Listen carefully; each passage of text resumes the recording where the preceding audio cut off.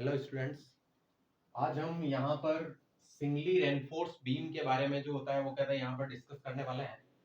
Singly reinforcement beam जो होता है वो आपके आरसीसी में जो होती है वो यूज में ली जाती है। आरसीसी में हमारे पास जो फर्स्ट टॉपिक जो होता है वो हमारा सिंगली रेनफोर्स बीम का ही जो होता है वो होगा। सिंगली रेनफोर्समेंट बीम का मतलब जो होता है वो ये होता है कि आपका बॉटम में रेनफोर्समेंट जो होता है वो प्रोवाइड किया जाए। जैसे फॉर एग्जांपल अगर हम लें कि ये हमारे पास कोई भी बीम है जिसकी विड्थ हमारे पास बी है और जिसकी ओवरऑल डेप्थ जो होती है वो हमारे पास कैपिटल डी है, तो हम ये जानते हैं कि कंक्रीट जो होती है वो क्या होती है, हमेशा वीक इन टेंशन होती है। तो हमारा ये वाला जो जोन होता है वो कहलाता है कंप्रेशन जोन और ये वाला जो जोन होता है वो कहलाता है आपका टेंशन जोन। ऊपर वाला जो जोन होगा वो हमेशा कौन सा जोन कहलाएगा, कंप्रेशन जोन, और नीचे वाला जो जोन होता है वो हमेशा हमारा कहलाता है टेंशन जोन जो होगा वो कहलाएगा। ठीक है।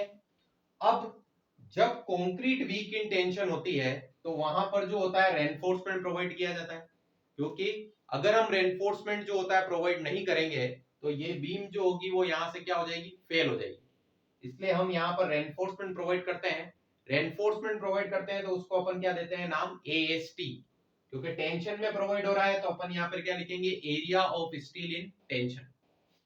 फिर उसके बाद इस स्मॉल डी को जो होता है वो हम बोलते हैं इफेक्टिव डेप्थ। इफेक्टिव डेप्थ कहां तक प्रोवाइड होती है, इसके टॉप फाइबर से लगा के सेंटर ऑफ रेनफोर्समेंट तक की जो डेप्थ होगी वो आपकी क्या कहलाती है, इफेक्टिव डेप्थ जो होती है वो कहलाती है। अब इस रेनफोर्समेंट को इस बॉटम वाले पोर्शन से थोड़ा सा उठाकर रखा जाता है जिससे कि इससे कोरोजन जो होता है वो नहीं होता है, तो उसको जो होता है वो अपन क्या बोलते हैं, कवर जो होता है वो बोलते हैं, उसको हम कवर जो होगा वो बोलेंगे। अब ये हमारा सिंपल सेक्शन का डायग्राम है, ये हमारा कहलाता है स्ट्रेन डायग्राम।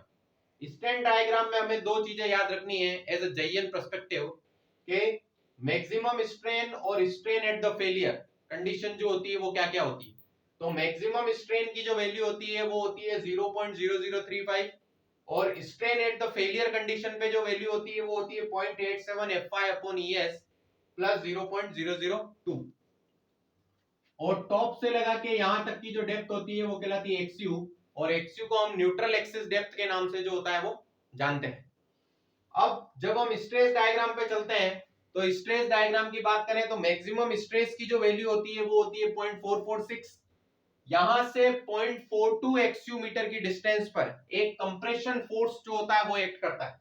यहां पर एक कंप्रेशन फोर्स एक्ट करता है और उस कंप्रेशन फोर्स की वैल्यू होती है 0.36 FCKB इंटू XU, और यहां पर एक टेंशन फोर्स एक्ट करेगा जिसको अपन क्या बोलते हैं 0.87 FI AST।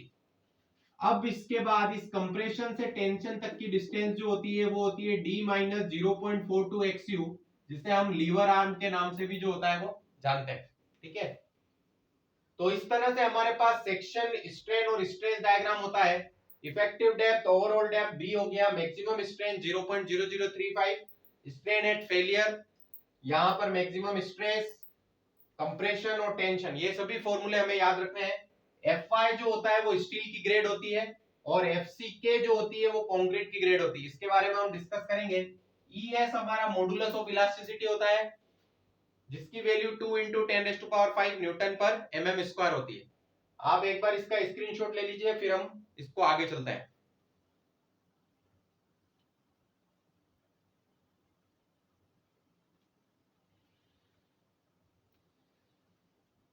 अब देखिए इसको फॉर्मूले की फॉर्म में जो होता है वो कहते हैं, हम लिखते हैं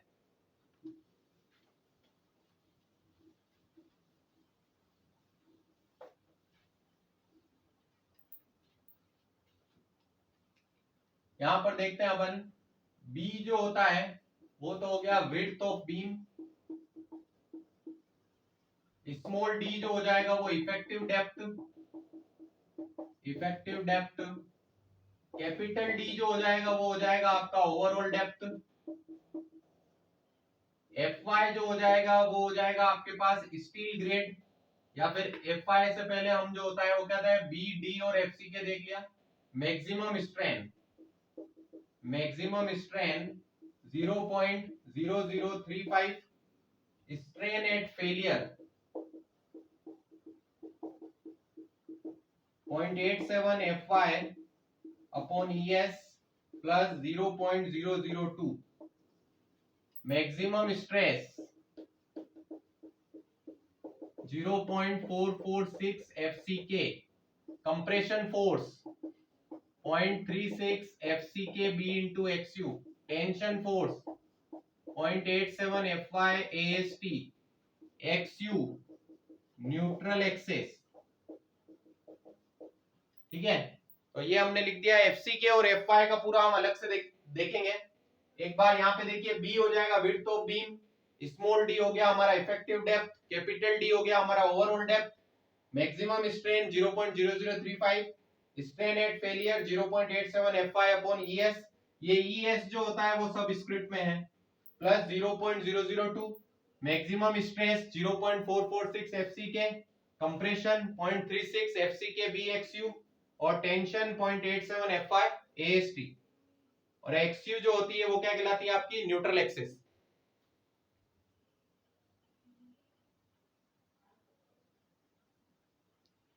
अब हम यहाँ पर जो होता है वो कहते हैं FCK और Fy के बारे में जो होता है वो कहते हैं, देखते हैं कि FCK और Fy जो होता है वो क्या होता है. अब जब भी हम आरसीसी की जो होता है वो कहते हैं बात करते हैं, तो तीन ग्रेड जो होती है वो कहते हैं आरसीसी में यूज की जाती है स्टील की, Fe250, Fe415 और Fe500. इसको हम जो होता है वो किससे शो करते हैं, Fy250 न्यूटन पर mm स्क्वायर, Fy415 न्यूटन पर mm स्क्वायर और Fy500 न्यूटन पर mm स्क्वायर. तीन ग्रेड जो होगी वो जनरली हमारे आरसीसी की जो होगी वो क्या होगी, यहाँ पर यूज की जाएगी. और Fy जो कहता है कैरेक्टरिस्टिक स्ट्रेंथ ऑफ स्टील जो होता है वो कहलाता है. ठीक है, फिर हम बात करते हैं FCK की. अब जैसे M20, M25, M30 ये सभी चीजें जो होती है वो हमारे लिखी है. तो M का जो मतलब है, M का जो मतलब है वो है हमारा मिक्स. और FCK हम यहाँ पर लेंगे 20 न्यूटन पर mm स्क्वायर और यहाँ पर कितना हो जाएगा 25 न्यूटन पर mm स्क्वायर. इस तरह से हम कंक्रीट की ग्रेड, ये क्या कहलाती है हमारे स्टील की ग्रेड, और ये जो होगी वो हमारे क्या कहलाएगी, कंक्रीट की ग्रेड जो होगी वो कहलाएगी. इस तरह से हम दोनों को इस तरह क्लासिफाइड जो होता है वो किया जाता है. और M का मतलब जो होता है वो क्या होता है हमारा मिक्स जो होता है वो होगा.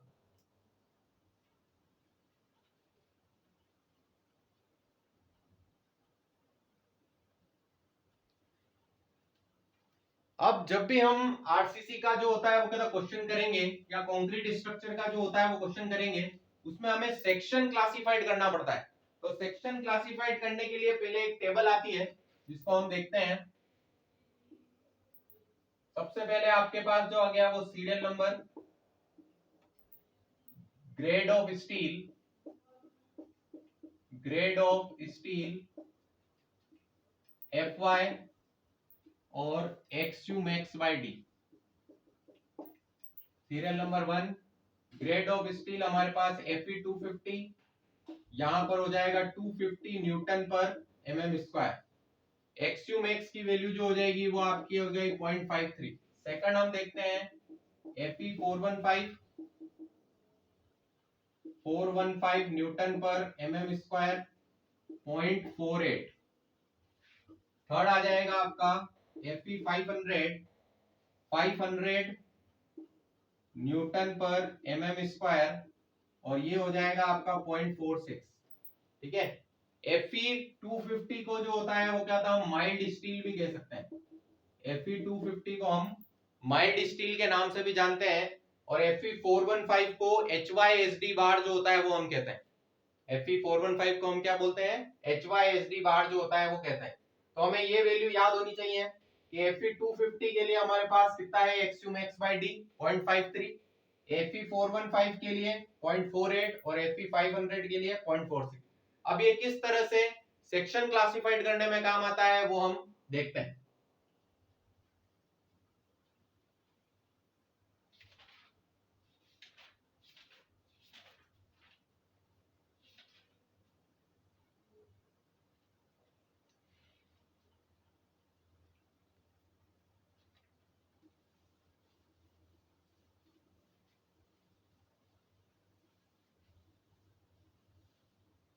सेक्शन क्लासिफाइड करना या फिर उसे हम मूवमेंट ऑफ रेजिस्टेंस के नाम से भी जान सकते हैं। Movement of resistance, movement of resistance singly reinforced beam, singly reinforced beam. First of all हम देखें XU equal to XU max. अगर हमारा XU equal to XU max आता है तो ये कौन सा सेक्शन कहलाता है? Balanced section, balanced section. और इसमें MU के कौन से फॉर्मूले यूज किए जाते हैं? 0.36 FCK B into XU D minus 0.42 XU। और एक और होता है 0.87 FY AST और D minus 0.42 XU। ठीक है, तो फर्स्ट कंडीशन हमारे पास क्या हो जाएगी? XU equal to XU max. तो वो कौन से सेक्शन कहलाएगा? अपना बैलेंस सेक्शन। और बैलेंस सेक्शन में अपन इन दोनों में से कोई सा भी एक फॉर्मूला यूज जो होता है वो कर सकते हैं। सेकंड आएगा आपके पास XU max greater than XU। तो ये हमारे पास कहलाएगा अंडर रेनफोर्स सेक्शन। ये कौन सा सेक्शन कहलाएगा? Under reinforce section. इसमें हमारे पास यही फॉर्मूले कॉपी पेस्ट हो जाएंगे। 0.36 FCK B into XU D minus 0.42 XU और एक हमारे पास आ जाएगा 0.87 FY AST और D minus 0.42 XU। ठीक है, और थर्ड आएगा हमारे पास XU greater than XU max. तो ये सेक्शन हमारे पास हो जाता है over reinforced section, over reinforced section. इसमें हम MU का एक ही फॉर्मूला लेंगे 0.36 वाला FCK B into XU max औसतक में D minus 0.42 XU max। तो इस तरह से अपन जो होता है वो कहता है मोमेंट ऑफ रेजिस्टेंस के क्वेश्चन जो होता है वो कर सकते हैं। कैसे? देखिए, फर्स्ट ऑफ ऑल XU अगर आपका XU max आ रहा है तो बैलेंस सेक्शन है। इन दोनों में से आप कोई सा भी फॉर्मूला आप लगा सकते हैं। XU max अगर ग्रेटर देन XU आ रहा है तो हमारा अंडर रेनफोर्स सेक्शन है और इन दोनों में से हम कोई सा भी फॉर्मूला लगा सकते हैं। XU अगर ग्रेटर देन XU max आता है तो वो हमारा कौन सा सेक्शन कहलाता है? Over reinforce. ओवर रेनफोर्स में हम 0.36 वाला ही सेक्शन लगाएंगे, बट जहां पर हमारा XU आ रहा होगा वहां पर हम क्या कर देंगे? XU max कर देंगे। जहां पर हमारा क्या आएगा? XU आएगा वहां पर हम क्या कर देंगे? XU max जो होगा वो यूज ले लेंगे। तो हमारी जो पहली स्टेप है moment of resistance, moment of resistance में हमें यही करना है। फर्स्ट ऑफ ऑल हमें XU निकालना है, फिर उसके बाद XU मैक्स से कंपेयर करना है और फिर इस सेक्शन के अकॉर्डिंग जो होता है वो क्लासिफाइड करना है। ठीक है, ये लिख लीजिए आप, फिर हम आगे चलते हैं।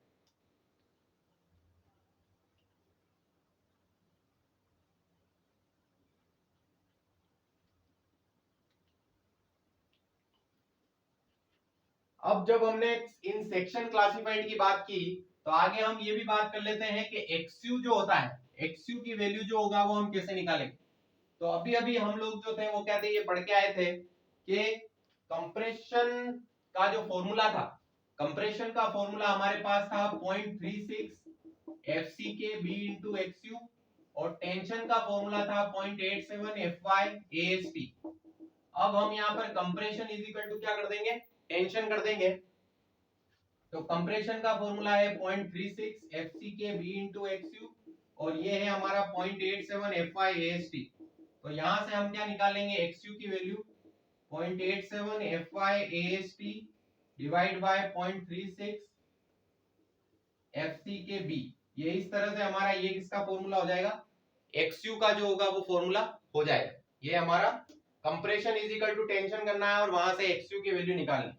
तो ये हमारा XU मतलब न्यूट्रल एक्सिस का जो होगा वो फॉर्मूला हो जाएगा।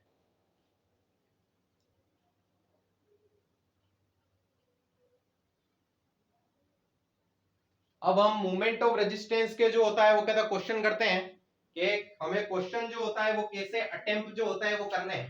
ठीक है, तो हम देखते हैं क्वेश्चन की तरफ।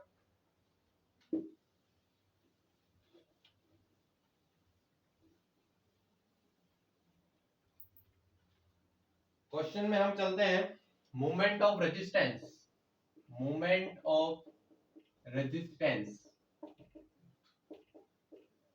फर्स्ट क्वेश्चन है हमारा, हमें बीम की साइज जो दे रखी है, डायमेंशन दे रखी है, बीम की डायमेंशन, बीम डायमेंशन दे रखा है हमें 250 mm by 350 mm, 250 mm by 350 mm जो होता है वो कहता है हमें डायमेंशन दी है। Area of steel, area of steel जो दिया है, एरिया ऑफ स्टील में इन्होंने लिखा है 3 bar of 12 mm dia, 3 bar of 12 mm dia लिखा है। और हमें कवर जो दिया है, कवर हमें दिया है 40 mm, कवर हमें दिया है इन्होंने 40 mm। और हमारे पास ग्रेड ऑफ स्टील है M20 और Fe415, M20 और Fe415 जो ये है, ठीक है। तो हम सबसे पहले जो होता है वो कहते हैं डायग्राम बनाते हैं। डायग्राम में अगर हम देखें, इधर बना लेते हैं। डायग्राम में अगर हम देखें तो देखिए 250 mm जो होगा वो हमारे पास ये साइज है, ये हमारे पास 350 mm जो होता है वो दिया है, 3 बार 12 mm डाया की, 3 बार 12 mm डाया की, 40 mm कवर दिया है। मतलब हम स्मॉल डी कैसे निकालेंगे, कैपिटल डी में से हम कवर को सब्ट्रैक्ट कर देंगे। तो कैपिटल डी हमारे पास आ रहा था 350, तो 350 माइनस कवर 40 mm करेंगे तो हमारे पास आएगा 310 mm। हमारे पास जो आ जाएगा वो क्या आ जाएगा 310 mm। ये हमारे पास 350 हो गया, तो हमारे पास स्मॉल डी की जो वैल्यू आ गई वो कितनी आ गई 310 mm जो होगी वो, ठीक है। ये हमें क्वेश्चन में जो होता है वो गिवन है। क्वेश्चन एक बार उतार लीजिए आप, क्वेश्चन एक बार उतार लीजिए फिर हम आगे चलते हैं।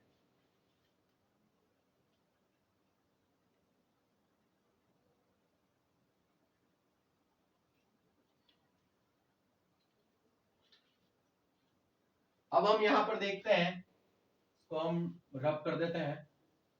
फर्स्ट स्टेप जो आती है, फर्स्ट स्टेप हमारे पास जो आएगी वो हम क्या निकालेंगे यहाँ पर AST। फर्स्ट हम निकाल लेते हैं AST। AST कैसे निकालेंगे, देखिए 3 बार 12 mm की आएगी, तो 3 इंटू पाई बाय 4 12 का स्क्वायर, 3 इंटू पाई बाय 4 12 का स्क्वायर। तो इसको यदि हम सोल्व करते हैं तो हमारे पास आता है 339 mm स्क्वायर, 339 mm स्क्वायर जो होगा वो आएगा। अब उसके बाद हमें XU का फॉर्मूला लगाना है। सेकंड हमारे पास क्या है, न्यूट्रल एक्सिस का फॉर्मूला आप लगाते हैं। XU इज इक्वल टू आएगा 0.87 Fy AST upon 0.36 FCK into B। तो 0.87 Fy की वैल्यू हमारे पास 415 है, AST हमारे पास 339, 0.36 FCK हमारे पास 20 और B की वैल्यू है हमारे पास 250।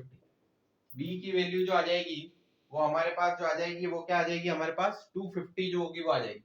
अगर हम इसको जो होता है वो सोल्व करते हैं तो हमारे पास वैल्यू आती है 68 mm। हमारे पास वैल्यू कितनी आएगी 68 mm जो होगी वो क्या होगी, हमारे पास वैल्यू जो होगी वो आ जाएगी। अब यहाँ पर आप वापस समझते हैं इसको, B की वैल्यू हमारे पास 250 थी, 350 ओवरऑल डेप्थ दे रखा था और क्वेश्चन में ये मेंशन किया कि कवर आपका 40 mm है। तो हमको जो होता है वो कहते हैं स्मॉल डी जो होता है वो निकालना पड़ता है। स्मॉल डी का मतलब जो होता है वो होता है इफेक्टिव डेप्थ। तो इफेक्टिव डेप्थ हम कैसे निकालेंगे, कैपिटल डी में से हमने कवर जो होता है वो माइनस कर दिया, ठीक है। तो हमारे पास आ गया 310 mm आ गया। फर्स्ट स्टेप में हमने क्या करा, AST निकाल दिया, 3 बार 12 mm डाया की थी, तो 3 इंटू पाई बाय 4 12 का स्क्वायर 339 आ गया।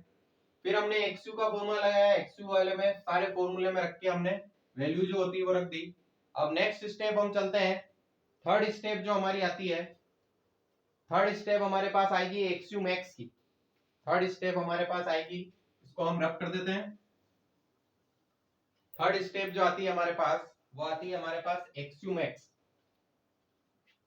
XU मैक्स अगर हम देखें, अगर आपको टेबल में ध्यान हो तो टेबल में हमारे पास जब हमने टेबल बनाई थी तो टेबल में हमने रखा था 0.48 इंटू डी। अब 0.48 डी की वैल्यू हमारे पास कितनी आई है 310। 0.48 इंटू डी करने पर जो होती है वो हमारे पास वैल्यू जो आई है वो कितनी आई है 310। तो हमारे पास यहाँ पर आंसर कितना हो जाएगा 148.8। फोर्थ स्टेप क्या है, compare XU and XU max. तो हम देखते हैं XU और XU मैक्स को कंपेयर करें तो XU max should be greater than XU। इसका मतलब ये कौन सा सेक्शन हो जाएगा आपका, under reinforced section, under reinforced section, ठीक है। और अंडर रेनफोर्स्ड सेक्शन में दो फॉर्मूले लिखे थे, एक तो 0.36 वाला और एक 0.87, जो आपकी मर्जी हो वो लगा सकते हो। 0.87 FI AST D minus 0.42 XU, यहाँ पर हम वैल्यू रख देते हैं 0.87 415, AST हमारे पास आया 339, D हमारे पास आया है 310 0.42 और XU हमारे पास आया है 68, ठीक है। इसको जब हम रखेंगे तो हमारे पास जो वैल्यू आएगी वो किस में आएगी, न्यूटन एमएम में आएगी। किसमें वैल्यू आएगी, न्यूटन एमएम में। अब न्यूटन एमएम में जब आपके पास वैल्यू आती है उसको आप 10⁶ से डिवाइड कर दोगे।